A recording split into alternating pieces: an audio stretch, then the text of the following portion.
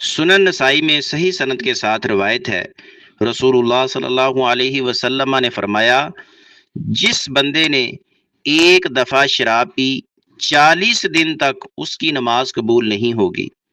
مفہوم اس حدیث کا یہ ہے، شراب پینے کے جسمانی اور روحانی دونوں ہی نقصان ہیں۔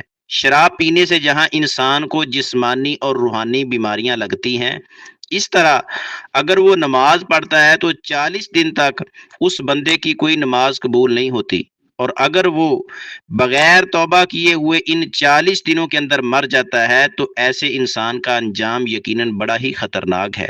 ایسا انسان جنت کا پاکیزہ مشروب شراب طہورہ سے محروم ہو جائے گا، جہنمیوں کی پیپ اور زخموں سے نکلنے والا گندا خون پیے گا۔ کچھ لوگ بڑی عید کے موقع پر قربانی کے حلال گوشت کے ساتھ شراب پی کر اپنی قربانی کے اجر و ثواب کو بھی ضائع کر دیتے ہیں۔